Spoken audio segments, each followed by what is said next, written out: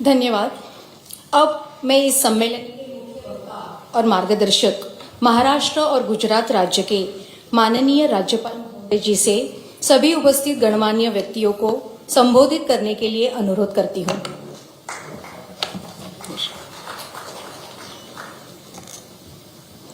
सभी को नमस्ते।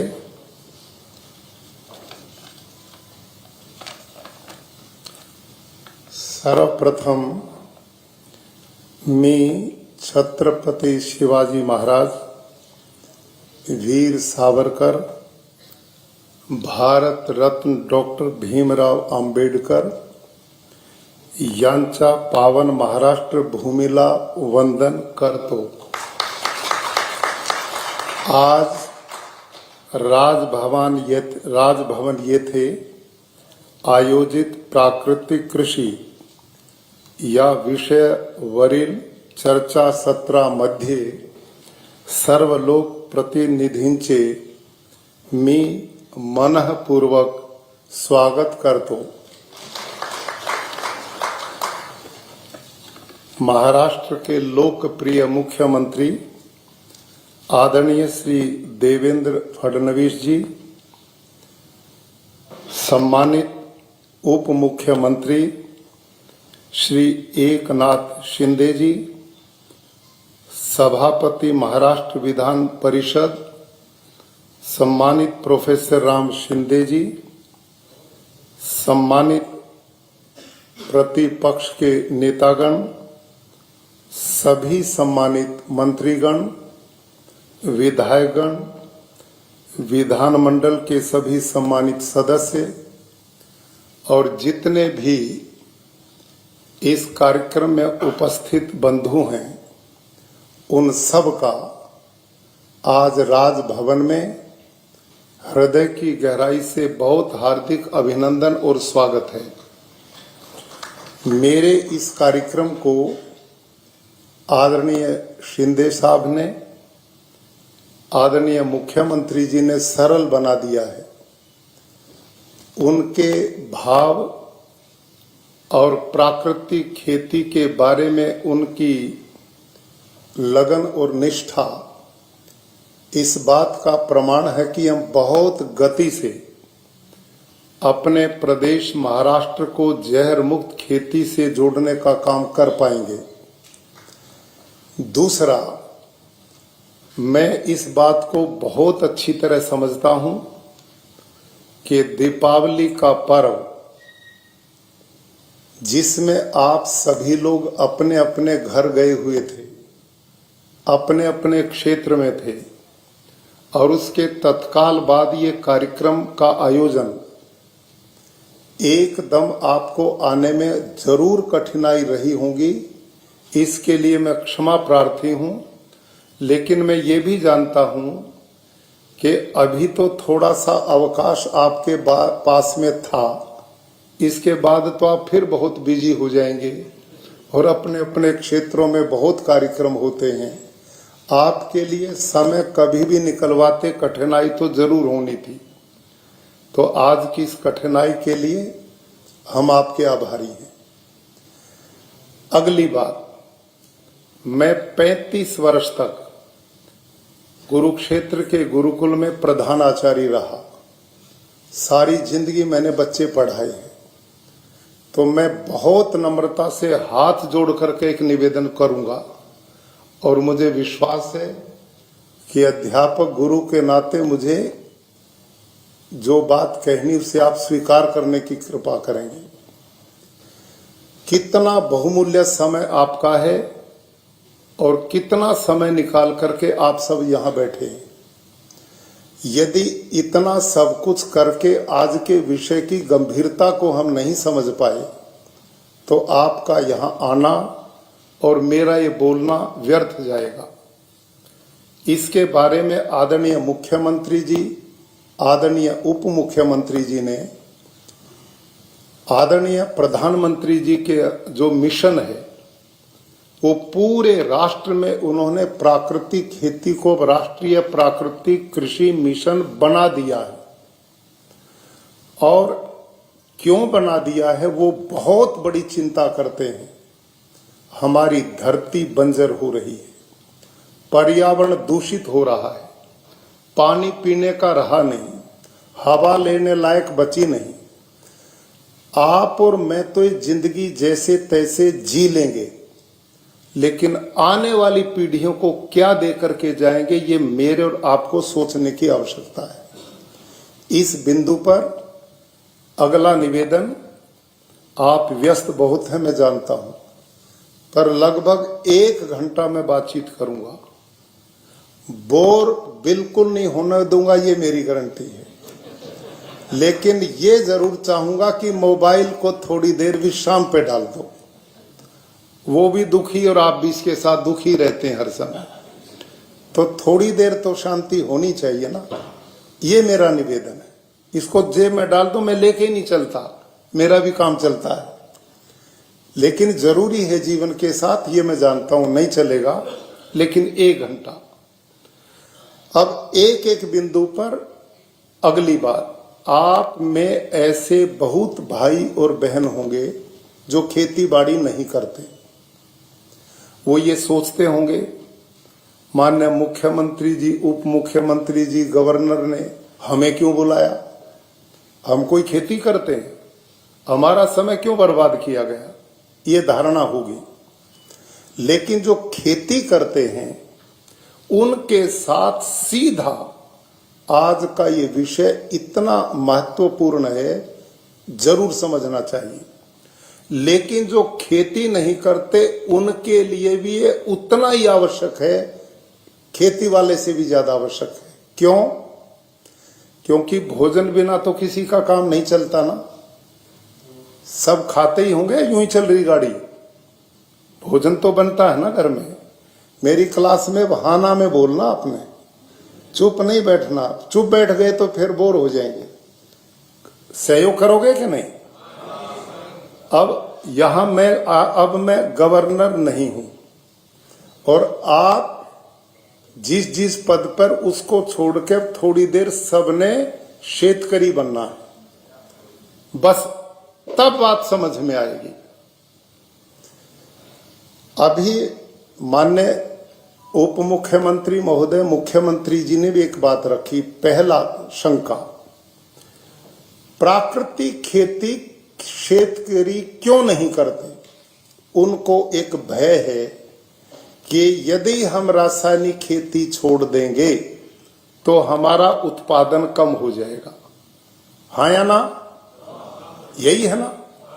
अब देखो, आप नेतृत्व करते हैं पूरे प्रदेश का, इस विषय को आपने समझ लिया ना, जो प्रधानमंत्री जी की इच्छा थी कि सब आए और इस विषय को समझें, सबका साझा काम है। ये इतना पवित्र मिशन है, इसमें ना हिंदू है, ना मुस्लिम है, ना सिख है, ना ईसाई है। ये सारे प्राणी जगत के कल्याण का है, सबके कल्याण का ये विषय। सबको अपनाना ही पड़ेगा। नान्य पंथा विद्यते अनाय, इसके बिना कोई रास्ता अब बचने वाला नहीं है। और एक एक बात मैं प्रमाण के साथ कहूंगा, आप सबकी पूरी समझ में आएगी, ऐसा मैं विश्वास रखता हूं। देखिए, 3 प्रकार की खेती प्रचलित है इस समय मुख्य रूप से। एक है रासायनिक खेती, जो आज पूरा देश और दुनिया में चल रहा है। दूसरी है जैविक खेती, ऑर्गेनिक फार्मिंग। और तीसरा, ये जिसकी बात मैं कह रहा हूं, प्राकृतिक खेती, इसको आप नैसर्गिक खेती भी बोलते हैं। उत्पादन जो घटता है वो जैविक खेती में घटता है, प्राकृतिक खेती में उत्पादन नहीं घटता। ये मेरे पास एक रिसर्च है, और ये गुजरात की 4 एग्रीकल्चर यूनिवर्सिटी है। उन चारों एग्रीकल्चर यूनिवर्सिटी में पिछले 5 साल से मैंने वहां के साइंटिस्ट को खुद वहां जा करके उनके मॉडल फार्म बनवाए। एक रासायनिक का बनवाया, दूसरा जैविक का बनाया, और तीसरा प्राकृतिक का बनाया। और इन लोगों ने 3 साल लगातार इस पे रिसर्च किया है और चारों ही यूनिवर्सिटी की ये रिपोर्ट उन्होंने अब छाप दी है, जर्नल में वो भेज रहे हैं और उसमें उन्होंने क्लियर बोला है कि प्राकृतिक खेती में उत्पादन पहले ही साल उतना मिलेगा जितना रासायनिक खेती से मिलता है। ये यूनिवर्सिटी की रिसर्च है। ये जैविक खेती का प्रचार हमारी भारत सरकार और प्रदेश सरकारें पिछले 30-35 वर्षों से कर रही है, लेकिन इतना सब कुछ करने पर भी पूरे देश में कोई भी जैविक खेती के सफल मॉडल नहीं बन पाए, क्योंकि उत्पादन उसमें पूरा नहीं मिलता। इस करके लोग हमारे वाली को भी वही समझे बैठे हैं, प्राकृतिक और जैविक का भेद ही नहीं जानते, अंतर नहीं जानते। एग्रीकल्चर साइंटिस्ट भी नहीं जानते, एग्रीकल्चर डिपार्टमेंट के भी लोग नहीं जानते, खेडूत कैसे जानेगा। अब उन्होंने पिछले 35-40 साल जो जैविक देखी और उसका परिणाम उत्पादन में कमी देखी, और रही सही कमी पूरी श्रीलंका ने कर दी। अब श्रीलंका का उदाहरण देते हैं आप सबके सामने, एग्रीकल्चर साइंटिस्ट लोग भी, वो क्या बोलते हैं कि श्रीलंका ने जैविक खेती की, भूखा मर रहा है। मैं भी कहता हूं जैविक से तो वही होगा जो वहां हुआ है। अब समझिए जैविक खेती है क्या। मैं स्वयं 200 एकड़ की खेती करता हूं अपने गुरुकुल में। मैं किसान हूं, मैं हल भी बहुत अच्छा चलाता हूं, गाय का दूध निकालने में भी मैं फर्स्ट आया था एक बार, और मैं सही खेती करता हूं। अपने खेत में मैं वही रासायनिक करता था जो आप और हम सब ज्यादा मात्रा में करते हैं। ट्रॉली भर भर के यूरिया, डीएपी, जंतुनाशक सब डालता था। लेकिन एक घटना मेरे साथ घटी आज से लगभग 10 साल पहले। मेरा खेती कर्मचारी धान का जो चावल का खेत था उसमें स्प्रे कर रहा था पेस्टिसाइड का, और वो उसके बगल में चढ़ गई, वो वहीं गिर गया, बेहोश हो गया। दूसरे कर्मचारी ने मुझे सूचना दी वो मरेगा, उसको उठाओ। हम उठा के लाए, डॉक्टर पे लेके गए, 3 दिन इलाज चल के जीवन तो बचा गए। लेकिन मेरे दिमाग में एक बात आई कि इस कर्मचारी ने ना तो इस पेस्टिसाइड दवाई को खाया ना पिया, केवल गंध मात्र से बेहोश हो गया। और हम तो डायरेक्ट इस जहर को खेतों में डालते हैं, सब्जियों में डालते हैं, फलों में डालते हैं, हर खेती में डालते हैं। तो ये तो डायरेक्ट इसमें पड़ करके शरीर में जाएगा, तो उसका परिणाम क्या है। और वो परिणाम अब आ भी चुके हैं। इस घटना ने मेरे को बदला और मैंने उसी दिन से निर्णय लिया, अब मैं जहर वाली खेती नहीं करूंगा। मैं सीधा एग्रीकल्चर डिपार्टमेंट के लोगों पे गया, उनसे मैंने बात की कि भाई जहर वाली खेती का विकल्प क्या है। तो उन्होंने बताया जी इसका विकल्प जैविक खेती है, ऑर्गेनिक फार्मिंग है। तो मैंने ऑर्गेनिक फार्मिंग सीख करके स्वयं भी सीखी और अपने खेती कर्मचारियों को भी ट्रेनिंग दिलवाई और मैंने शुरू कर दी। पहले साल कुछ नहीं बचा, कीट पतंग खा गए। दूसरे साल 50% बचा, तीसरे वर्ष 80% बचा। लेकिन न तो मेरी मेहनत कम हुई, ना मेरा खर्चा कम हुआ और उत्पादन मेरे को मिला नहीं। तो मेरे दिमाग में आया तेरे पास तो ये 200 एकड़ जमीन है, यदि किसान पे है ही 2, 2.5, 3 एकड़, वो इस जैविक खेती को करेगा तो भूखा ही मरेगा, क्या बनेगा उसके परिवार का। और मैं इस शंका और प्रश्न को लेकर उन्हीं एग्रीकल्चर साइंटिस्ट के पास गया जो कृषि विज्ञान केंद्र के मुखिया थे। उनका नाम डॉक्टर हरिओम था, एग्रीकल्चर यूनिवर्सिटी हिसार के सीनियर साइंटिस्ट, मेरे परिचय में भी थे थोड़ा। मैंने उनको जाके कहा आप वाली खेती जैविक को 3 साल से मैं कर रहा हूं और ये मेरी हालत है। तो हंस पड़े, केजीसी का नाम है जैविक खेती, और समझनी है। तो उन्होंने मेरे को 2 छोटी छोटी बुकलेट दी। एक एग्रीकल्चर यूनिवर्सिटी हिसार के साइंटिस्ट ने लिखा और एक एग्रीकल्चर यूनिवर्सिटी लुधियाना पंजाब के साइंटिस्ट का था, और उन्होंने उनमें दिखा था जैविक खेती क्या है, ऑर्गेनिक फार्मिंग क्या है। इसको प्लीज आप जरूर समझेंगे तो ये कंसेप्ट क्लियर होगा। अब उसमें मैंने समझा, उन्होंने उसमें लिखा था कि इस समय भारत के लोगों का पेट भरने के लिए 2 अनाज सबसे ज्यादा प्रयोग में आते हैं, गेहूं और चावल। हाँ या ना? ठीक है। अगली बात, इन दोनों ही अनाजों की भरपूर फसल प्रति एकड़ लेनी है, पर्याप्त फसल लेनी है, उत्पादन लेना है, तो 1 एकड़ में 60 किलो नाइट्रोजन पड़ना चाहिए। कितना जी? 60 किलो नाइट्रोजन। अब यदि रासायनिक खेती करते हैं तो बाजार में जाओ, यूरिया डीएपी खरीदो, उसमें नाइट्रोजन है, 1-2 महीने के गैप से खेत में डाल दो, 60 किलो पूरा कर दो, उत्पादन भी पूरा हो जाएगा और काम पूरा। लेकिन अब जैविक खेती में आपने 60 किलो नाइट्रोजन पूरा करना तो कैसे होगा, यह समझने का विषय है। 1 टन गोबर की खाद में 2 किलो नाइट्रोजन है, समझ में आई जी? और हमने कितना चाहिए? 60 किलो। 1 टन गोबर की खाद में 2 किलो नाइट्रोजन है, तो इसका मतलब 1 एकड़ में 300 क्विंटल गोबर की खाद पड़ेगी तो 60 किलो नाइट्रोजन पूरा होगा। नाइट्रोजन पूरा होगा तो उत्पादन पूरा होगा, नहीं होगा तो नहीं होगा। ठीक है जी। अब आप सब आदरणीयों से मैं जानना चाहूंगा,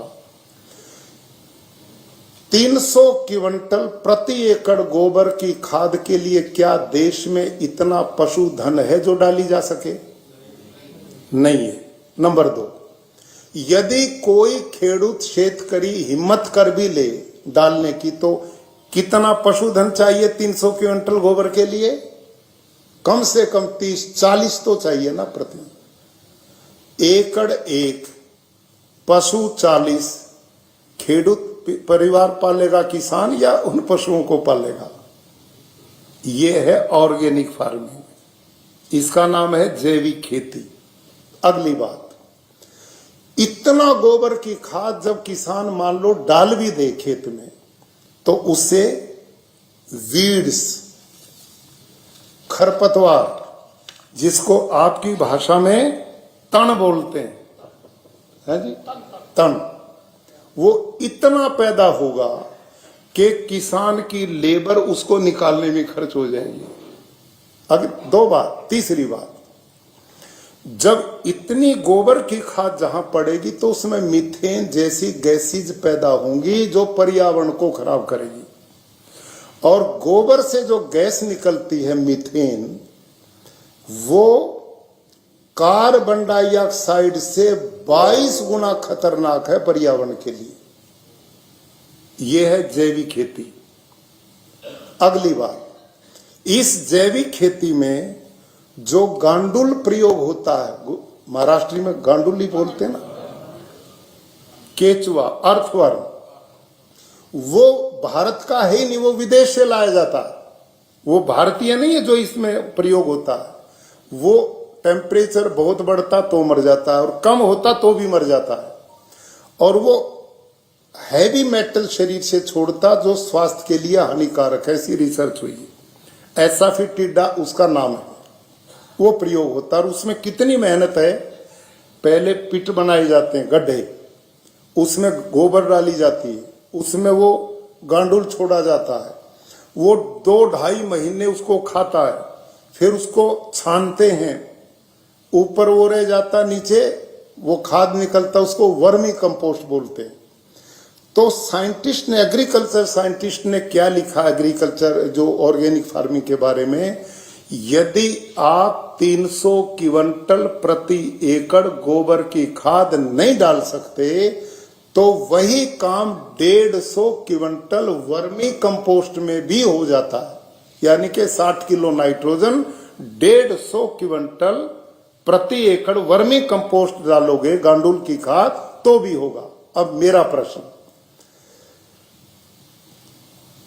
300 क्विंटल गोबर की खाद के लिए 40 पशु और 150 क्विंटल वर्मी कंपोस्ट के लिए 20 पशु, एकड़ एक पशु 20 क्या किसान पाल पाएगा? ये भी मामला फेल है। तो ये खेती मैंने की है और देश में लोगों ने बहुत की। उसके फेल होने पर शेतकरी का विश्वास उठ गया, वो हमारे वाली प्रकृति को भी जैविक खेती मान के डरता है और करता ही नहीं। और यही सोच सब लोगों के में, ये वही खेती है। अब काफी क्लियर हुआ कि नहीं हुआ ना क्लियर? तो ये हर प्रकार से लाभकारी नहीं है, लेकिन प्राकृतिक खेती क्या है अब इसे समझिए। आप फॉरेस्ट जंगल में कभी गए होंगे? जंगल में सैकड़ों हजारों तरह की वनस्पति पेड़ पौधे अलग अलग हैं। अब प्रश्न उत्तर देंगे आप प्लीज। वहां यूरिया कौन डालता है? वहां डीएपी कौन डालता है? वहां गोबर की खाद कौन डालता है? वहां जंतुनाशक कौन डालता है? वहां पानी देने कौन जाता है? कोई नहीं जाता ना। लेकिन जंगल का पेड़ जब समय आता फलों से लद जाता है। जंगल के पेड़ के किसी भी पौधे के एक पत्ते को तोड़ो, लेबोरेटरी में ले जाओ आप और उस पर पूरा रिसर्च करो। उसमें phosphor, potash, magnesium, iron, copper, zinc, जितने भी पोषक तत्व एक पौधे में होने चाहिए उसमें 0% भी कम नहीं मिलेंगे। सब कुछ पूरा है। वो कहां से आया? ये नेचर से, प्रकृति से, ईश्वर की व्यवस्था से। जब प्रकृति सारा सिस्टम जंगल में अपने आप पूरा करती है तो हमारे खेत में क्यों नहीं करेगी? जो नियम जंगल में काम करे वही नियम खेत में काम करे, इसका नाम प्राकृतिक खेती है। यह है प्राकृतिक खेती। समझ में आई जी? अगली बात, प्राकृतिक खेती शुद्ध सूक्ष्म जीवाणुओं की खेती है, बैक्टीरिया की खेती है, गांडुल की खेती है, मित्र जीव की खेती है। हमने डिस्टर्ब नहीं करना, सब कुछ अपने आप होगा। इस रासायनिक खेती का इतिहास 70 साल पुराना है। इससे पहले सारी दुनिया में यही प्राकृतिक तो खेती थी। उस समय आपके एक एक अनाज में खुशबू आती थी, आपकी साग भाजी में खुशबू आती थी, आपके फलों में एक स्वाद था। आज कुछ भी नहीं बचा है, केवल पेट भर रहे हैं, कुछ नहीं बचा है। अभी कुछ दिन पहले 2 एग्रीकल्चर यूनिवर्सिटी हैं देश की, एक पश्चिमी बंगाल में और एक तेलंगाना में। वहां के 12 एग्रीकल्चर साइंटिस्ट जो आईसीआर के साइंटिस्ट हैं, उन्होंने मिलकर एक रिसर्च किया है। वो रिसर्च मैं दिखाऊंगा आप पे, मेरे पास है। उस रिसर्च में उन्होंने 2 अनाजों पर किया, क्योंकि ये सबसे ज्यादा देश में खाए जाते हैं, गेहूं और चावल। उन साइंटिस्ट की रिपोर्ट आई है कि इन दोनों ही अनाज में 45% पोषक तत्व बचे ही नहीं है, जो आप और हम खा रहे हैं ना। इसलिए मैं बोला था ना, आप में ऐसे बंधु जो होंगे जो खेती नहीं करते, उनको भी ये समस्या है। भोजन तो लेते हैं, उनको भी जानना पड़ेगा। 45% गेहूं और चावल ने जो आपको पोषण मेरे को देना था वो नहीं दे रहे। अगली बात लिखी, इससे लोगों में मोटापा तो बढ़ रहा है, पेट भी भर रहा है, लेकिन शरीर को जो पोषण मिलना वो नहीं मिलता। ये तो है ही है, लेकिन उसमें 2,500-3 हजार गुना आर्सेनिक मिला है पहले की अपेक्षा चावल में। इतना भयंकर विष, जस्ता और कई तरह के ऐसे तत्व पाए गए हैं जो उन रिपोर्टर ने बड़ा विशाल लिखी है, उतना समय नहीं, लेकिन वो रिपोर्ट आप चाहें तो मैं दे सकता हूं।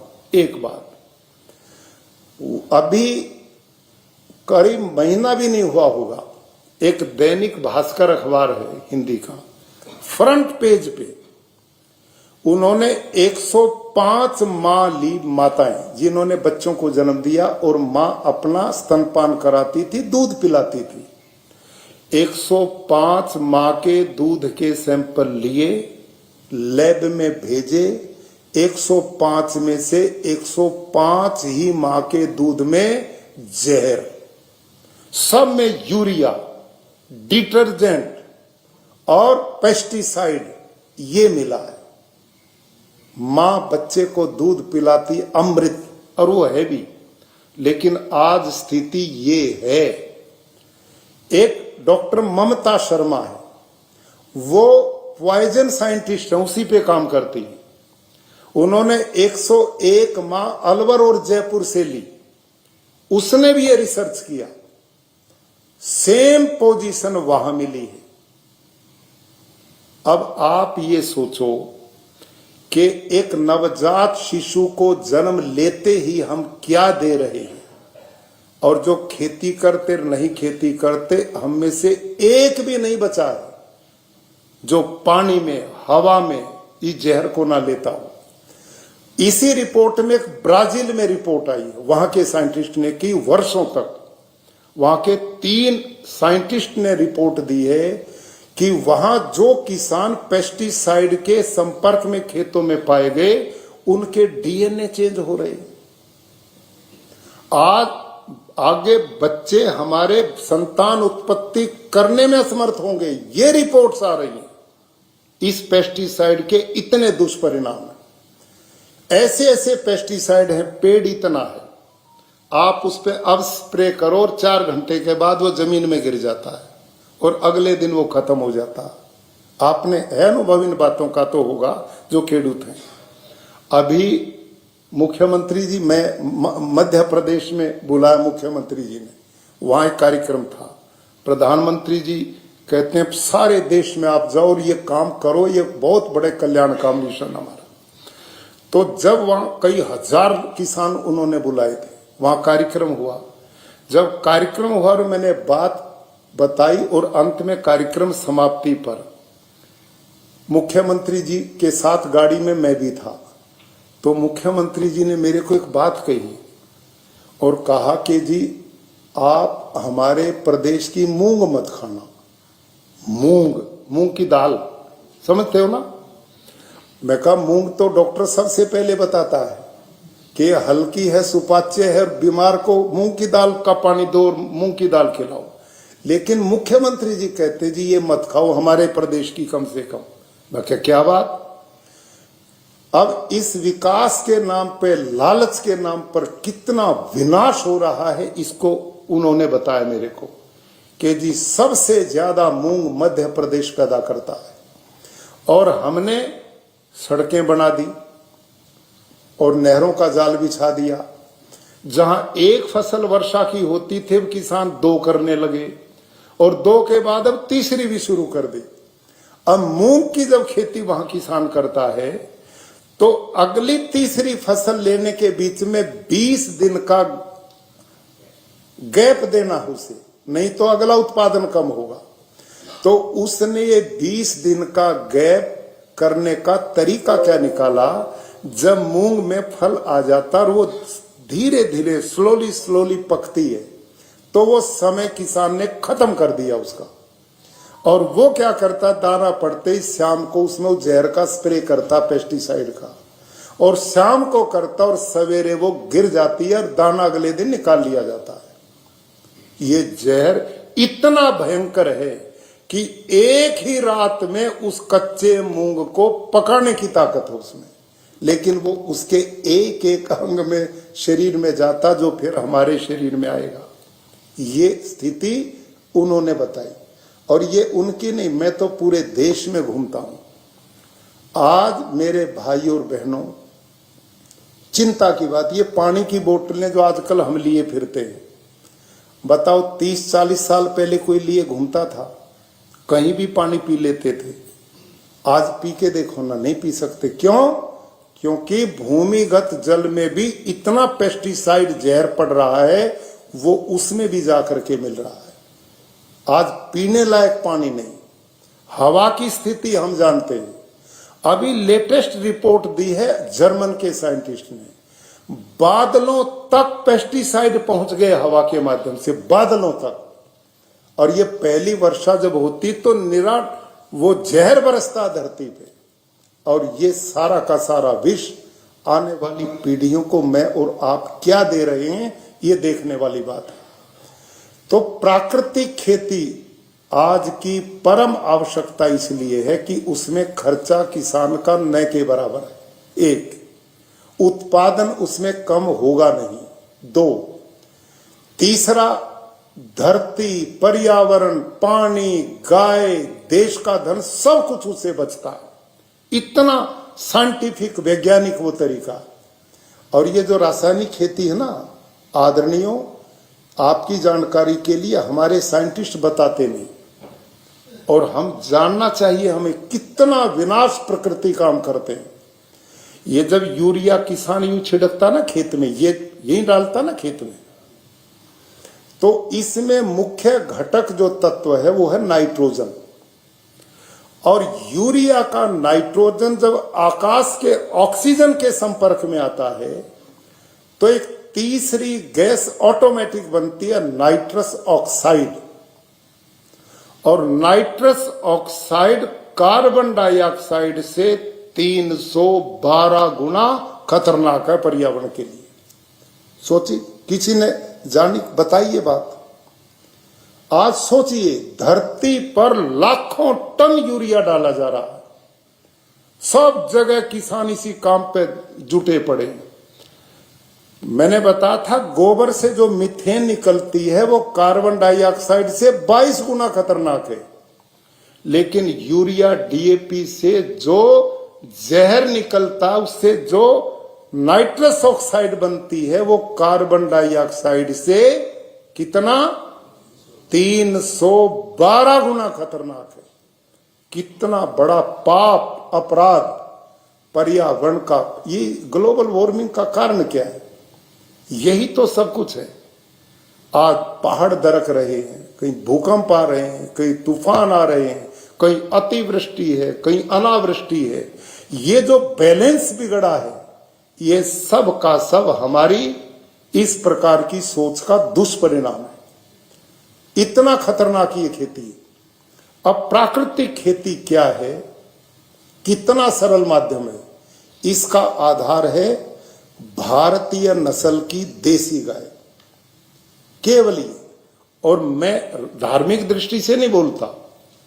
मेरे पास, मैं गुरुकुल चलाता हूं, 5 गुरुकुल है, और वहां मेरे पास लगभग 5000 ही बच्चे पढ़ते हैं, अलग अलग रेजिडेंशियल। अब उनके लिए शुद्ध दूध देने की जरूरत होती थी, बाहर से सब मिलावट थी। तो मैंने गाय भी पाली, लगभग 450 गाय है मेरे पास। मैंने गाय की ब्रीड बनाने का बहुत गहराई से अध्ययन किया और पूरा किया। मैंने 10 किलो की गाय से, जो 1982 में शुरू किया था वहां गौशाला अपने यहाँ, और उसे ब्रीड बनाते बनाते, नस्ल सुधार करते करते इस समय मेरे पास 61 लीटर पर डे दूध देने वाली गाय, 61 लीटर पर डे। उसे ब्रीड बनाई, नस्ल। लेकिन वो सब अंग्रेजी गाय है, वो हॉस्टन फ्रीजन जर्सी। मेरे को उस समय पता नहीं था, ना इसका ज्ञान था। देसी मेरे को दूध चाहिए था बच्चों के लिए। लेकिन जब मैं प्राकृतिक खेती से जुड़ा, तब मेरी समझ में आई कि लोग गौ माता की जय हो, गौ माता की जय हो, हर जगह के। अब पता लगा कि इसका तो गोमूत्र, गोबर, और ये तो अमृत है। मैंने क्या काम किया, एक एग्रीकल्चर साइंटिस्ट हैं, इस समय भी सीनियर साइंटिस्ट हैं, वो एग्रीकल्चर यूनिवर्सिटी हिसार में माइक्रोबायोलॉजी के साइंटिस्ट हैं वो। उनको मैंने गधे का, घोड़े का, ऊंट का, बकरी का, भैंस का, हॉस्टन फ्रीजन गाय का, जर्सी का, देसी गाय, साहिवाल, थारपार, कराठी, इन गायों के गोबर इकट्ठे किए, गोमूत्र की, और मैंने उनको सुखाया, थैलियां बनाई, उन पे नंबर लगाए। उनको मैंने ये नहीं बताया साइंटिस्ट को इसमें किस गाय का, किस पशु का है, वो मैंने अपनी डायरी में लिखा कि 1 नंबर में जो है वो भैंस का है, 2 नंबर में ऊंट का है, 3 नंबर में बकरी का, 4 नंबर में देसी गाय का, 5 में हॉस्टन फ्रीजन का। ऐसे मैंने नंबरिंग की, साइंटिस्ट को नहीं बताया मैंने। सभी मैंने गोबर, गोमूत्र, जो उनके मूत्र थे वो सब दिए। उस साइंटिस्ट ने 6 महीने रिसर्च किया, अब भी है वो। रिपोर्ट के बाद उन्होंने जो थैली मेरे को पकड़ाई वो भारतीय नस्ल की देसी गाय साहिवाल की थी, और उन्होंने कहा ये धरती मां के लिए वरदान है, अमृत है। क्या वरदान है भाई इसमें?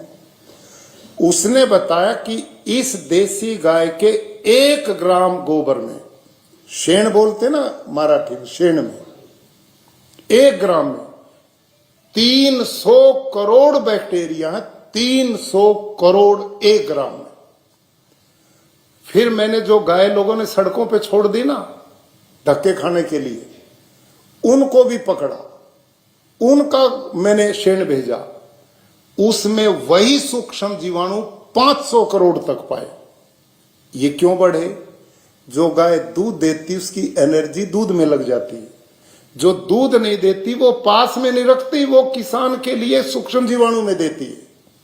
और उनका गोमूत्र खनिज का भंडार मिला, phosphor, zinc, potash, magnesium, iron, copper, ये से भरपूर। और खेती में किसी भी तरह की कोई बीमारी आए, कोई भी बीमारी, उसका परमानेंट इलाज देसी गाय का गोमूत्र है। ये इस रिसर्च में भी 4 एग्रीकल्चर यूनिवर्सिटी ने, देश की कम से कम 20 यूनिवर्सिटी की रिपोर्ट्स हैं, जिसमें केवल एक, आप तो कुछ बागवानी भी करते होंगे कि मिलीबग बीमारी आती है, होती है ना मिलीबग, उसके लिए दुनिया भर के स्प्रे कोई काम नहीं करते। एक जड़ में आती है बीमारी, वो जड़ से भी नष्ट करती, नाम क्या उसका दिमाग से मेरा निकल गया है, हाँ आपके, वो जड़ों को खत्म करती, गांठ करके पेड़ बड़े सूख जाते हैं। हाँ हाँ, जो भी आप है वो समझ गए, लेकिन हाँ, उसका इलाज पेस्टिसाइड में वर्ल्ड में है ही नहीं, लेकिन 100% गोमूत्र में उसका इलाज, 100%। वो आती ही नहीं खेत में। मैं अपने खेत में बागवानी भी करता हूं और वहां वेजिटेबल भी करता हूं। ड्रैगन फ्रूट इतना जबरदस्त होता, राष्ट्रपति जी गए, उन्होंने प्लेट नहीं ली, यूं ही काट के खाया था खेत में। इतना रसदार, इतना मीठा, स्वादिष्ट, भरपूर। धान, गेहूं, चावल, शेरडी, सब, गन्ना, सब मैं करता हूं, और मेरा उत्पादन रासायनिक वालों से ज्यादा होने लग गया। क्यों हुआ? उसका भी कारण है। अभी ऑर्गेनिक कार्बन की बात माननीय मुख्यमंत्री जी ने की थी, इसको समझने की जरूरत है। जिस समय डॉक्टर स्वामीनाथन जी ने, डॉक्टर मैने जैसे साइंटिस्ट जो अमेरिका से पढ़ के आए थे और हरित क्रांति शुरू की थी, उसका कोई विरोध नहीं, वो समय की मांग थी, बहुत जरूरी था देश के लिए, वो सब बधाई के पात्र हैं, कोई विरोध नहीं। लेकिन डॉक्टर स्वामीनाथन ने जो खेती शुरू की थी और उसकी जो गाइडलाइन की थी, वो किसी ने मानी नहीं देश में। उन्होंने क्या लिखा वहां? आज भी पंतनगर एग्रीकल्चर यूनिवर्सिटी जो उत्तराखंड में है, वहां से हरित क्रांति शुरू हुई थी, वहां रिकॉर्ड है। उस रिकॉर्ड में लिखा है कि उन्होंने हरित क्रांति से करने से पहले पूरे देश की सारी धरती के ऑर्गेनिक कार्बन की जांच कराई थी, और क्या मिला था? पूरे देश की धरती का ऑर्गेनिक कार्बन 2 से 2.5% था। जंगल की भूमि की तरह पूरे देश की भूमि उपजाऊ थी। और इस समय भारत की धरती का ऑर्गेनिक कार्बन क्या है? ये आईसीआर की रिपोर्ट है। 0.2, 0.3, 0.45 से नीचे। और कृषि वैज्ञानिक आदरणीय कहते हैं कि जिस धरती का ऑर्गेनिक कार्बन 0.5 से नीचे है वो बंजर होगी नहीं, हो चुकी है। समझने की बात है। इस समय सारे देश की धरती बंजर हो चुकी है। आप कहेंगे बंजर कहां, ये तो पैदा देती है। इसका प्रमाण देता हूं मैं आपको। जिस समय डॉक्टर स्वामीनाथन ने हरित क्रांति शुरू की, उन्होंने 1 हेक्टेयर में 13 किलो नाइट्रोजन डालने की सिफारिश की थी। कितनी जी? 13 किलो। 13 किलो। आपका क्षेत्र के लिए कितना डालता है इस समय 1 एकड़ में? क्यों साहब, सोचिए। और 1 हेक्टेयर में 2.5 एकड़ होते हैं। 2.5 एकड़ में 13 किलो नाइट्रोजन डालने की सिफारिश उन लोगों ने की थी। क्यों? और उत्पादन 13 किलो में बहुत होता था, बहुत बढ़ता था। क्यों बढ़ता था? क्योंकि धरती सोना थी। धरती का ऑर्गेनिक कार्बन 2 से 2.5% था।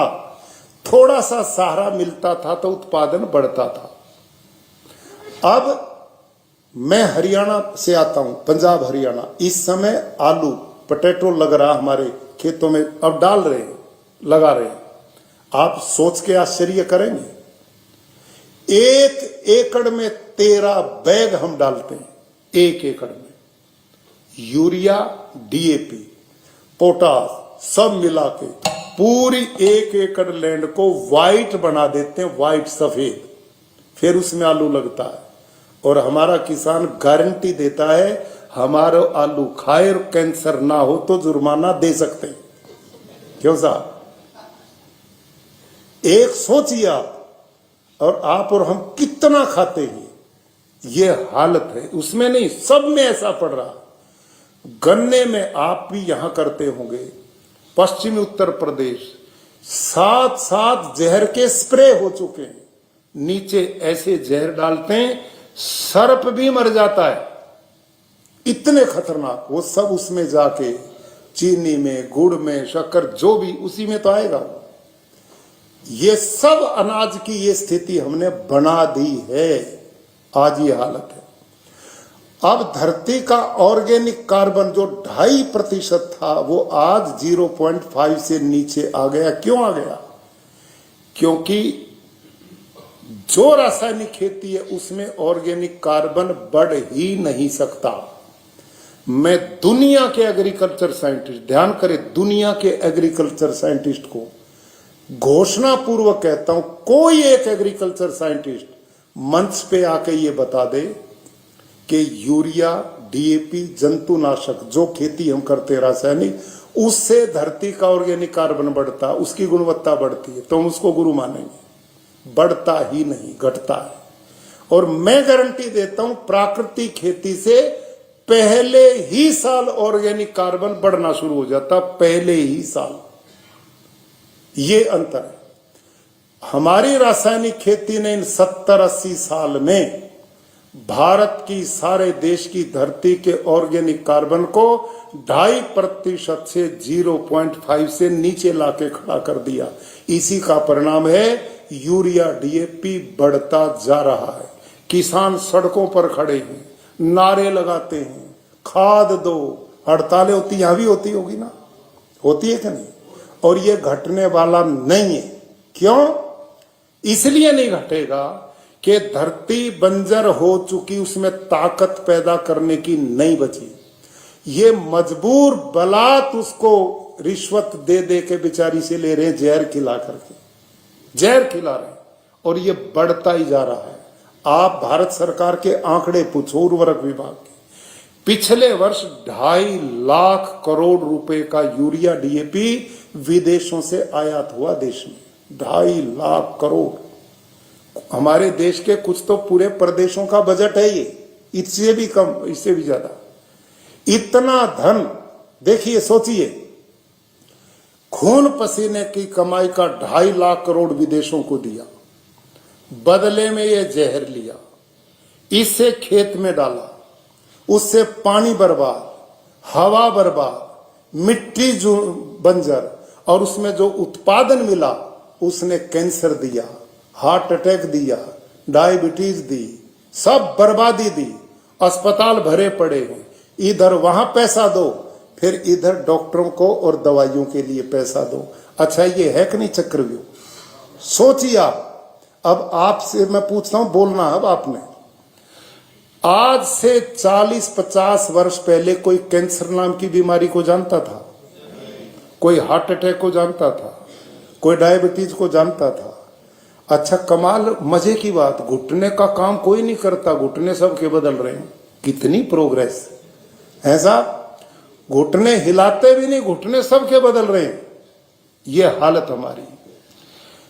ये सब कारणाभावात कार्य अभाव, न तो कारणाभावात कार्य अभाव। शास्त्र में लिखी है बात, कारण के बिना कार्य नहीं होता। कोई आदमी यूं कहे कि जी बादल बिल्कुल नहीं थे, वर्षा बहुत हुई, मानेगा कोई? कोई यूं कहे कि जी धुआं बहुत था लेकिन अग्नि बिल्कुल नहीं थी, नहीं है ना?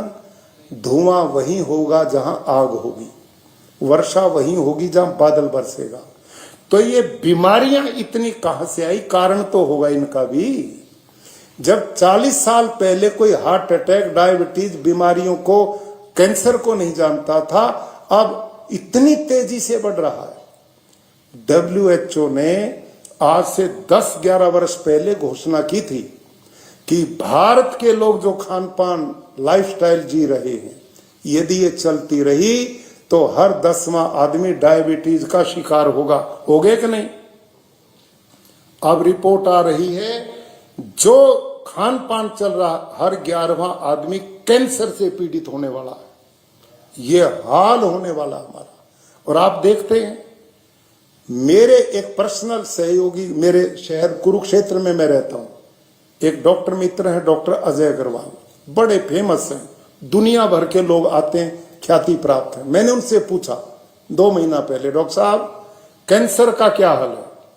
तो बड़े गंभीरता से कहने लगे कि पिछले 2 वर्ष पहले तक मेरे पास 1 महीने में 1 कैंसर पेशेंट आता था, और अब प्रतिदिन 1 नया पेशेंट आता है। यह हाल बन चुका है। तो बिना कारण के तो कार्य होता नहीं। तो इसके पीछे ये इतनी बीमारियां, और हार्ट अटैक आपने देखा ना पहले कैसा था, 3 चेतावनी देता था। पहला आया भाई संभल जाओ, दूसरा आया भाई डॉक्टर के पास जाओ, खान पान ठीक करो, और तीसरे में नंबर पड़ता था ना ऐसा ही। अब तो अवसर ही नहीं देता, और कहां पे आ गया? 30-40 के जवानों पे आ गया। हमारे सूरत में 8वीं क्लास की बच्ची स्कूल में पढ़ रही, बेंच से गिरी और मर गई। पोस्टमार्टम किया तो हार्ट अटैक।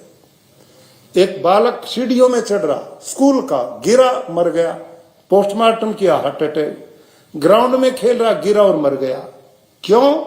स्लो पॉइजन जो खेती करते और नहीं खेती करते सब में जा रहा है। इसलिए सबके लिए समझने की जरूरत है। आज सबकी आवश्यकता है। और रहा साहब फिर हमारे बच्चे चाउमीन, पिज्जा, बर्गर, और आप खाते हैं, बताओ क्या क्या नाम है, वो सब कुछ जो रहा सा उसमें काम हो जाता है। इतना केमिकल डाल डाल करके आज ये हालत हमने बना दी। तो मेरे आदरणीयों, प्राकृतिक खेती में समाप्ति की ओर आता हूं। अब प्राकृतिक खेती क्या है? शुद्ध सूक्ष्म जीवाणु की खेती। इसमें भारी भरकम गोबर की ट्रॉली नहीं चाहिए हमें, इसमें कोई लंबा खर्चा नहीं, कितना सरल काम है। इसमें केवल देसी गाय चाहिए। क्यों? बाकी जो पशु हैं उनके गोबर गोमूत्र, उनके मूत्र में वो गुण नहीं मिले। ये साइंटिफिकली रिसर्च है। अंग्रेजी गाय मेरे पास है आज भी, लेकिन देसी गाय मैंने उतनी ही बना ली, और धीरे धीरे कम कर रहा हूं, वो बढ़ा रहा हूं मैं। और इंडियन ब्रीड काउज मेरे पास 6 ब्रीड है, साहिवाल, थारपारकर, राठी, गिर, हरियाणवी, रेड सिंधी।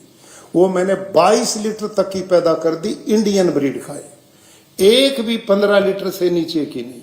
और मैं इस ब्रीड को वैसे ही बढ़ा रहा हूं जैसे दूसरी बढ़ाई थी, क्योंकि इसका दूध A2 जो न्यूजीलैंड, ऑस्ट्रेलिया में रिसर्च हुआ और उसमें पाया कि मानव स्वास्थ्य के लिए देसी गोधन A2 से बढ़िया कोई दूध मां के दूध के बाद है ही नहीं, इतना उत्तम है।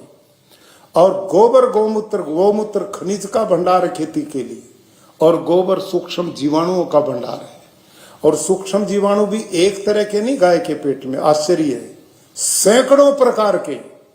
मानो उसकी आंत में भगवान ने कोई किसान के लिए फैक्ट्री लगा के बैठी फर्टिलाइजर की, ये रिसर्च के बाद पाया। मैंने अंग्रेजी गाय के गोबर में देखा, वो 78 लाख सूक्ष्म जीवाणु पाए 1 ग्राम में, और लगभग इतने ही भैंस में मिले, बाकियों में तो और भी इधर उधर है। लेकिन ओनली इंडियन ब्रीड जितनी इंडिजिनस काउज है पूरे इंडिया में, लगभग 55 ब्रीड अपने देश में थी, आज वो सब लुप्त हो गई हैं, कुछ बची हैं, लेकिन उन्हीं में ये गुणवत्ता है। और इसका प्रयोग कैसे करते हैं, हम एक ड्रम ले लेते हैं खाली लगभग 200 लीटर का, और जहां पशु बनते ना वहां रखते छाए में, धूप में नहीं, इसको पानी से भर देते हैं, लगभग 180 लीटर पानी, अंदाजा, ऊपर नीचे कोई खतरा नहीं।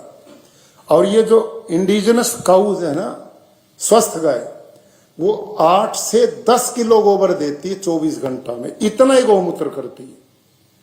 वो ड्रम में 24 घंटे का हम डाल देते हैं, और इस ड्रम में 1.5 से 2 किलो किसी भी दाल का बेसन समझते हो ना, और 1.5 से 2 किलो गुड़ जो शेरडी गन्ने से बनता है, पुराना कैसा भी हो, ये बेसन भी चाहे मिल का पुराना हो, ये दोनों डालना, और एक बड़े पेड़ के नीचे की 2 मुट्ठी मिट्टी इसमें डालनी। अब पेड़ के नीचे की क्यों डालें, खेत की क्यों नहीं डालें, मिट्टी तो वो भी है, खेत की मिट्टी में कुछ बचा ही नहीं, छोड़ा ही नहीं, खत्म है वो तो बंजर हो चुकी है, उसमें बैक्टीरिया नहीं छोड़े यूरिया डीएपी आपके इस जहर ने। पेड़ के नीचे यूरिया डीएपी नहीं डाला ना किसी ने, इसलिए वहां बैक्टीरिया का भंडार है, इसलिए वो मिट्टी डालनी। अब देखो, इसको लकड़ी का डंडा लो, घड़ी की सुई की तरह से 5 मिनट सवेरे 5 मिनट शाम, केवल 2 बार, और कितने देर, 5 से 6 दिन, क्योंकि आपका प्रदेश गर्म है, जो ठंडा प्रदेश है उसमें 1-2 दिन ज्यादा रखना पड़ता है। अब इसके विज्ञान को देखिए आप, इसकी साइंस को, देसी गाय के 1 ग्राम गोबर में कम से कम 300 करोड़ सूक्ष्म जीवाणु है, तो 10 किलो शेण में कितने होंगे कोई लाला जी आप में हिसाब वाले, सेठ साहब, गुप्ता जी बताओ कितने होंगे, 30 लाख करोड़। 10 किलो गोबर में कितने होंगे, 30 लाख करोड़ बैक्टीरियाज हैं उस एक दिन के गोबर गोमूत्र में 24 घंटे गाय में, और कितने प्रकार के, सैकड़ों प्रकार के। अब ये सूक्ष्म जीवाणु जब इस पानी में जाएंगे तो खनिज उसके गोमूत्र में वो मिलेंगे, और दाल का जो बेसन है वो प्रोटीन दिया हमने उन सूक्ष्म जीवाणुओं को, प्रोटीन, उससे वो स्वस्थ होंगे, बलवान होंगे, पहलवान बनेंगे, ठीक है। गुड़ दिया तो मल्टीप्लाई उससे होंगे, और जो हमने मिट्टी डाली उसमें भी बैक्टीरियाज हैं, ये दोनों मिलेंगे तो इनका कल्चर बनेगा, जाग बनेगा। क्या बोलते हैं, 1 क्विंटल दूध में 50 ग्राम दही डाल दे रात को, सवेरे दही में बदलेगा ना, क्या बोलते हैं मराठी में, विरजन लगेगा इसमें, बस ये विरजन होगा। अब और कमाल देखिए आप, कमाल साइंस है ये। माइक्रोबायोलॉजी का scientist Baljeet Saran, agriculture university Hisar में 6 महीने की रिपोर्ट के बाद उसने जो रिपोर्ट दी है, ये सूक्ष्म जीवाणु इस ड्रम में हर 20 मिनट में डबल होते हैं, हर 20 मिनट में। यानी 30 लाख करोड़ अगले 20 मिनट में कितने होंगे? भाई इतने कमजोर तो विद्यार्थी नहीं मेरी क्लास में। 60 लाख करोड़ और अगले 20 मिनट में 120 लाख करोड़। और ये कब तक बढ़ेंगे? टिल 72 आवर, 72 घंटे तक इसी गति से बढ़ेंगे, हर 20 मिनट में डबल। क्या उसकी कोई गिनती कर पाएगा? इतने बैक्टीरिया थे।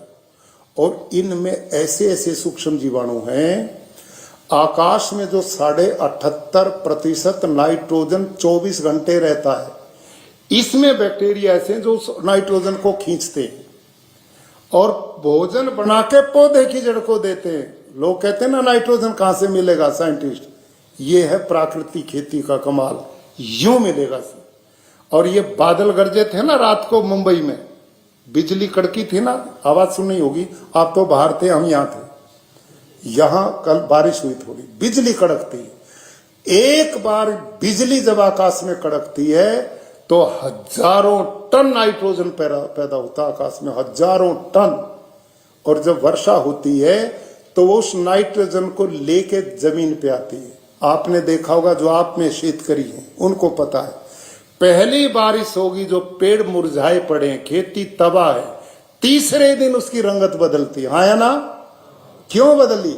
आपने तो यूरिया नहीं डाला उसमें, आपने डीएपी नहीं डाला, वो भगवान की फैक्ट्री का नाइट्रोजन आया और उससे सब बदल गया। ये नाइट्रोजन के तरीके।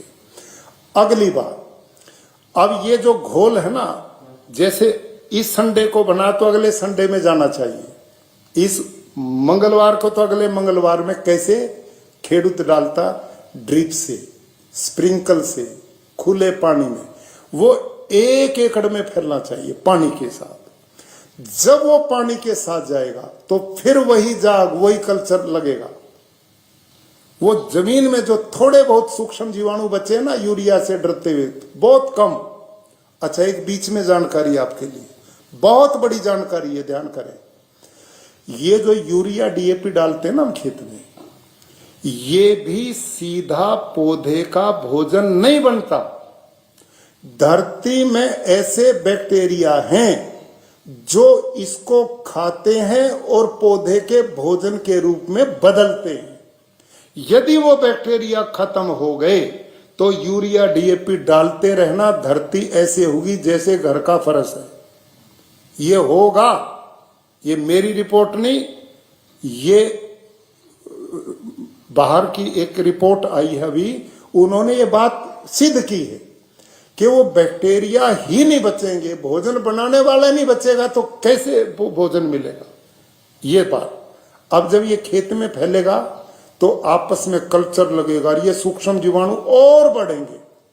इनमें कोई फास्फोरस, कोई zinc, potash, magnesium, iron, copper, ये सब बनाने का अपने आप काम करते हैं। और कैसे करते हैं इसको और समझिए आप, कितना बड़ा विज्ञान है। ये जो धरती माँ है ना, ये रत्न गर्भा है, ये ईश्वर की बनाई, मेरी आपकी नहीं। ये पूर्ण की बनाई हुई है, पूर्ण चीज, हम अपूर्ण हैं। ये सृष्टि व्यवस्था पूर्ण कैसे है? इस धरती में सब मिट्टी में phosphor, zinc, potash, magnesium, iron, copper भरपूर है, लेकिन वो जड़वत है, वो गांठ बना के पड़ा है। अपने आप वो तत्व पौधे का भोजन नहीं बनते। उन तत्वों से पौधों का भोजन बनाने के काम बैक्टीरिया करते हैं, सूक्ष्म जीवाणु करते हैं, जो गौ माता के पेट से मिले सैकड़ों प्रकार के। नहीं समझे? और मोटा उदाहरण, बहुत मोटा, आप सबके घर में किचन तो होगा ना? क्यों साहब? बोलो, कमजोर विद्यार्थी हो क्यों साहब? है ना किचन? अच्छा, मजाक कर रहा हूं, आप तो वेरी इंटेलिजेंट पर्सन, आपसे बुद्धिमान कौन हो सकता? आप तो पूरा प्रदेश और देश को चलाने में सहयोग करते हैं। बोर ना हो जाए ना, थोड़ा मजाक भी हो जाए। उदाहरण के लिए, हमारे घर में किचन है, उसमें भोजन बनाने का सारा सामान है, दाल भी है, चावल भी है, सब्जी भाजी भी है, घी तेल भी है, मोदी जी की दी हुई गैस भी, सारी चीजें है ना। अच्छा, ये बहन बेटी माँ या कुक भोजन बनाने ना जाए तो भोजन बन के अपने आप बाहर आ जाएगा? क्यों साहब? और सामान तो सारा है, क्यों नहीं बन के आता? बोलो जी।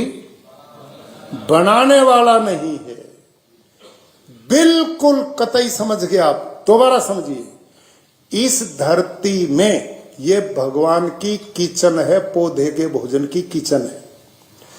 जैसे आपकी किचन में दाल, तेल, घी, आटा, चावल सब कुछ है, ऐसे धरती में phosphor, zinc, potash, magnesium, iron सब कुछ है। लेकिन भोजन बनाने का काम जैसे किचन में कुक करता है, धरती के कुक ये बैक्टीरिया है, ये गांडुल है, ये मित्र कीट है। वो जितने होंगे उतना ज्यादा भोजन बनाएंगे, और वो नहीं होंगे तो सब कुछ भोजन का सामान होते भी भोजन नहीं बनेगा। अब तो आ गई समझ में? कतई आ गई ना। ये असली चीज, ये जो बैक्टीरिया है, ये जितना बढ़ेगा, और कमाल देखिए, जब ये आएगा ना आपके खेत में, 10 दिन में ही जो गांडुल धरती में यूरिया डीएपी से डरता हुआ समाधि लिए बैठा ना जमीन में, मर गए वैसे, कोई बचा। लेकिन उसका जब भोजन मिलेगा ना, उसकी गंध पाके धरती फोड़ के ऊपर आएगा। ईमानदारी से आप में ऐसे खेडूत जिन्होंने थोड़ा बहुत अनुभव खेती बाड़ी का होंगे तो मेरी बात का वही करेंगे समर्थन, मेरे को पता है। आप इसको समझो, पहले युग में क्या होता था, हमारे घरों में गाय थी, हम गाय को घर से छोड़ते थे जंगल में जाने के लिए, था ना ये तरीका, घास फूस खाने के लिए। तो जब गाय घर से निकली और वो गली से चली, उसने गोबर किया, शेण किया, फिर शेण किया, फिर शेण किया और चली गई। होता था ना ऐसा। आप एक काम करना, आप भी करना, आप वो जो शेण गाय ने किया उसको 4-5 दिन के बाद उलट के देखना, उसके नीचे 3-4 छिद्र मिलेंगे। हाँ या ना? बस जो हाँ कर रहे हैं उनको पता है, खेती वो जानते हैं, मिलेंगे ना छिद्र। अच्छा, अब ये और बताओ, जब गाय ने शेण किया तब वो छिद्र थे? नहीं थे। कहां से आए वो? जो धरती में यूरिया डीएपी से डरते हुए कुछ ऐसे मित्र जीव बचे हुए गांडुल जैसे, उनका भोजन मिल गया ऊपर, उसकी गंध पाके धरती फोड़ के अपना भोजन लेने आते हैं, वो छिद्र उन्होंने बनाए। ये है इसका विज्ञान। जब ये जीवामृत हम इसको बोलते हैं, जो ड्रम में किया, जब ये खेत में फैलेगा और मित्र जीव को उसका भोजन मिलेगा तो एकदम बाहर आएंगे, अपना परिवार बढ़ाने लगेंगे, एकदम काम अपना शुरू करेंगे। और जितना जितना ये बढ़ेंगे उतना उतना धरती का ऑर्गेनिक कार्बन बढ़ना शुरू हो जाएगा, सूक्ष्म जीवाणुओं का भंडार बनेगा। जंगल में यही नियम काम करता है। जंगल में हमने यूरिया नहीं डाला, डीएपी नहीं डाला, जुताई नहीं की, गोबर कुछ भी नहीं डाला। ये जो मेथड है, तरीका है, टेक्निक है, ये इस बंजर भूमि को दोबारा उपजाऊ बनाने की विधि है। क्योंकि हमने सूक्ष्म जीवाणु मार दिए। आप उदाहरण के लिए एक गांडुल पकड़ो और ये टेबल हमारे पे, इस पे लेके आओ और उस पे यूरिया डालो, बताओ जिएगा या मरेगा? और उसी के ऊपर आप गोबर का शेण डालो तो जिएगा और परिवार बढ़ाएगा। ये इसका काम है। और ये जो है ना गांडुल, ये किसान का सबसे बड़ा मित्र है। आपको दिखाता हूं मैं, भाई वो है क्या, मेरी एक, वो चलवाइए भैया, वो चलवाना। ये मेरे खेत में देखो गांडुल, आप यदि खेती करते तो अनुमान देखना आपके यहां भी है क्या, इतना कितनी भारी संख्या में आपको मिलेंगे, ये देखना। किसान भाइयों, आज मैं गुरुकुल कुरुक्षेत्र के प्राकृतिक कृषि फार्म पर पहुंचा। आप सब जानते हैं कि पिछले 10-11 जुलाई में उत्तर भारत में भारी बारिश हुई है और कुरुक्षेत्र में भी ये वर्षा पर्याप्त मात्रा में हुई, जिसके परिणाम स्वरूप सभी लोगों के खेत लबालब पानी से भर गए। ऐसी स्थिति में गुरुकुल कुरुक्षेत्र के प्राकृतिक खेती के अंदर जो केचुआ है, अर्थवर्म है, ये देखो वो एकदम धरती से बाहर निकला और जो रास्ते हमने चलने के लिए खेतों के बीच में बनाए हैं, उनके बीच में आप देख सकते हैं कितनी बड़ी संख्या में केचुए रेंग रहे हैं, चल रहे हैं। ये देखो, और हमारे एक एक एकड़ में 8-10 लाख तक केचुआ काम करते हैं और ये भूमि में 8-10 फुट तक यूं सीधा छेद बनाते हैं, दूसरे छेद से ऊपर आते हैं, इससे जाते हैं और इससे आते हैं। इसका परिणाम क्या है कि धरती के अंदर जितना भी ये पानी वर्षा का है, ये धरती उन पी रही है। छिद्रों के द्वारा ये धरती माँ के पेट में जा रहा है। ये देखो, ये जो दूसरा आप चित्र देख रहे हैं, ये बबल देखिए इसमें आप, पानी में बुलबुले उठ रहे हैं। ये सारा का सारा पानी केचुओं के द्वारा बनाए गए खेतों में छिद्रों में प्रवेश कर रहा है और पड़ोसी खेतों में पानी भरा खड़ा है, उससे फसलें बर्बाद हो रही हैं। लेकिन हमारे खेत का जितना भी पानी था वो केचुए द्वारा बनाए गए छिद्रों के द्वारा सारा धरती माँ के पेट में चला गया। यह है नेचुरल वाटर हार्वेस्टिंग सिस्टम। बंद कर दो इसको। आपने देखा है? ये देखिए, प्रैक्टिकल है ये मेरे खेत का, और ये मेरे खेत में नहीं है। इस समय गुजरात में 9 लाख किसान प्राकृतिक खेती करते, 9 लाख, इतनी बड़ी संख्या बढ़ गई। ये सब के सब यही रिपोर्ट देते हैं। मैं माननीय सीएम साहब, डिप्टी सीएम साहब अभी थे, तो हमारे जो गुजरात के विधानसभा अध्यक्ष हैं शंकर भाई चौधरी, वो यही रासायनिक खेती करते थे। मैं एक बार उनके खेत में गया, मैंने कहा रात को यहीं रुकूंगा, मैं खेत में सोता हूं, वहीं सो गया। तो मैंने देखा यूरिया डीएपी के ढेर लगा रखे एक हॉल में कि जी ये खेत में डालते हैं। मैंने वो सारा बंद करवाया और आश्चर्य है, अभी इस 22 तारीख को माननीय केंद्रीय गृह मंत्री जी का जन्मदिन था। हम सभी उनके यहाँ बैठे थे, वहां पर वह खुद बता रहे अब इतनी बाढ़ आई अब की बार वर्षा से, उनके खेत में 5-5 फीट पानी भर गया, सब चारों तरफ इलाके में, लेकिन उनके खेत में कोई नुकसान नहीं हुआ। सारा पानी धरती ऐसे पी गई जैसे खेत में, कहते सब खेत बर्बाद हो गए, मेरा कुछ भी नहीं बिगड़ा। और जितने प्राकृतिक किसान मिलेंगे उनका कभी नुकसान वर्षा से नहीं होगा। तो ये बाढ़ आती ना देश में, ये क्यों आती है, इसका कारण अगला वीडियो दिखाओ, ड्रिल वाला। आप सारे देश की धरती क्या हो चुकी है, ये बाढ़ क्यों आ रही, इसका कारण देखो आप। किसान भाई और बहनों, 5 जून 2024 की एक घटना है कि गुरुकुल ज्योतिसर जिला कुरुक्षेत्र में छात्रों की संख्या बढ़ने के कारण हमने अपने पड़ोसी ऐसे एक किसान से 5 एकड़ जमीन लीज पर ली, जिसमें छात्रों के लिए ग्राउंड बनाया जा सके। उसकी फेंसिंग के लिए प्रबंधक समिति ने निर्णय लिया कि उसमें ड्रिल मशीन के द्वारा जमीन में होल करके पाइप लगाकर उसमें तार फेंसिंग की जाए ताकि बच्चे अंदर सुरक्षित रह सकें। तो उसमें ड्रिल मशीन से जब हम छिद्र करने लगे तो जोर लगा करके भी 63 सीसी का इंजन उस भूमि में 2 इंच से ज्यादा छिद्र नहीं कर पाया। और दूसरी जगह जब होल किया वहां पर भी मशीन फेल हो गई।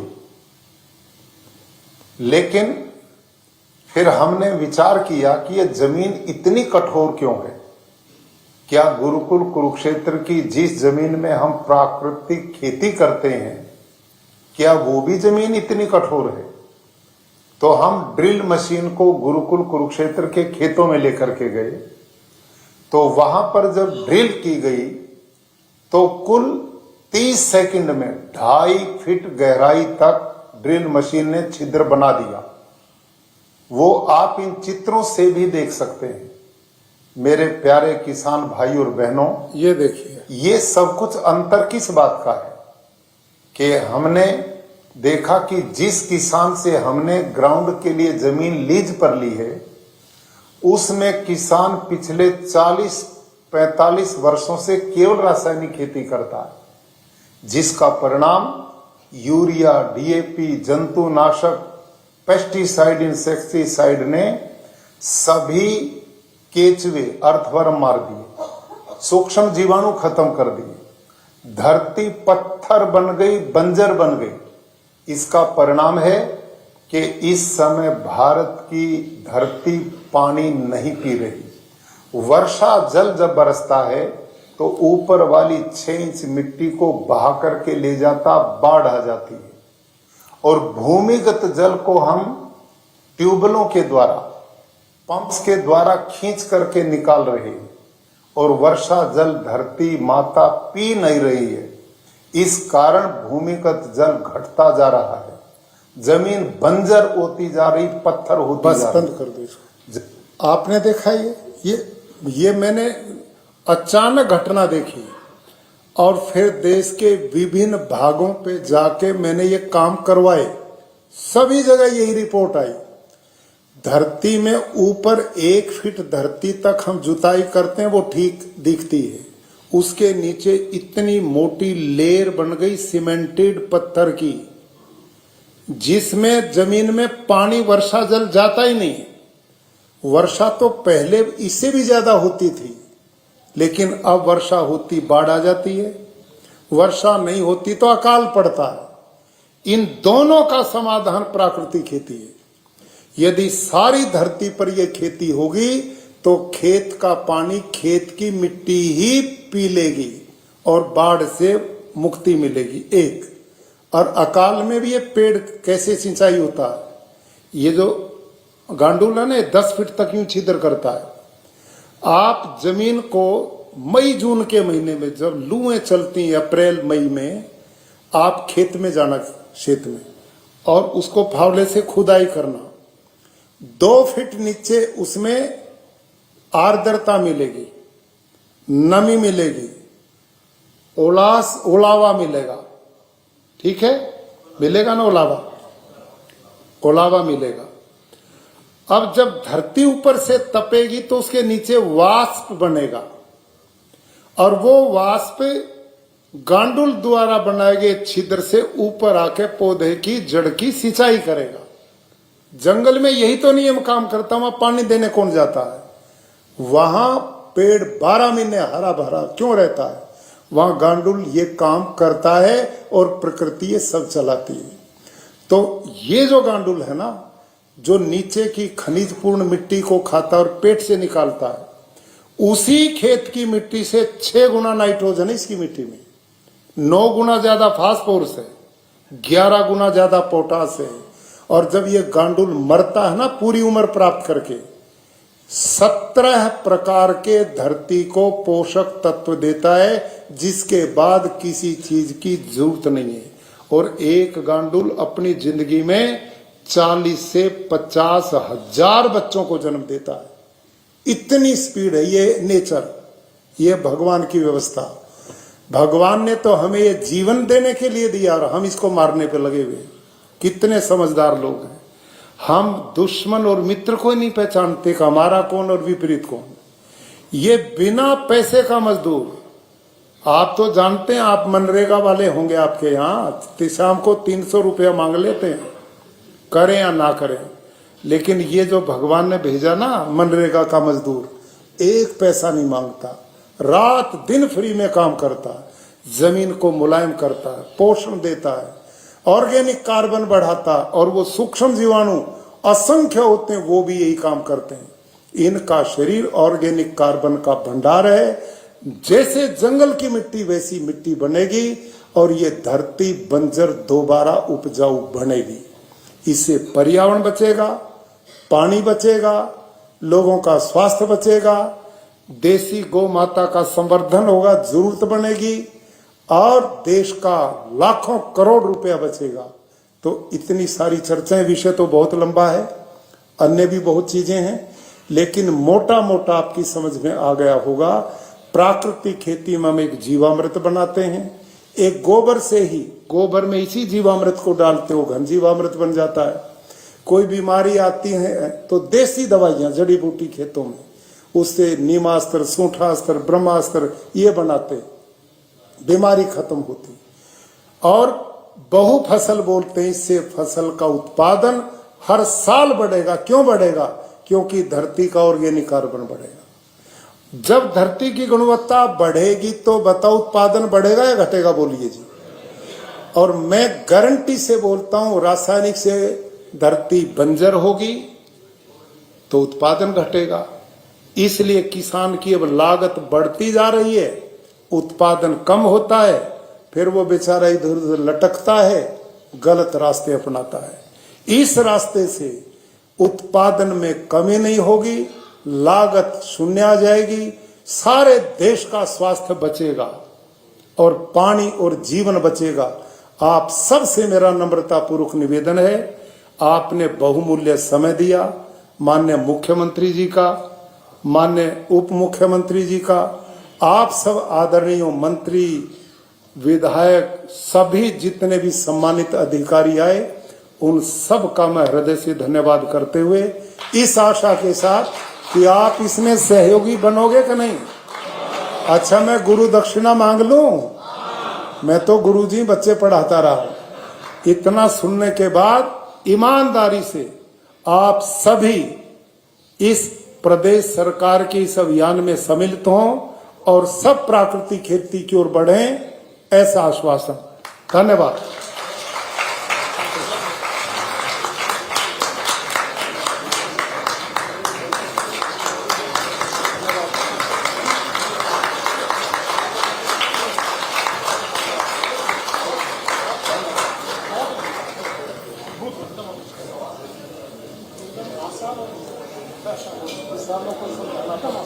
प्राकृतिक कृषि पर इस ज्ञानवर्धक सत्र के लिए मैं माननीय राज्यपाल महोदय जी को धन्यवाद देती हूँ। मैं माननीय राज्यपाल महोदय जी के माननीय सचिव डॉक्टर प्रशांत नारनवरे जी से धन्यवाद ज्ञापन के लिए मंच पर आमंत्रित करती हूँ।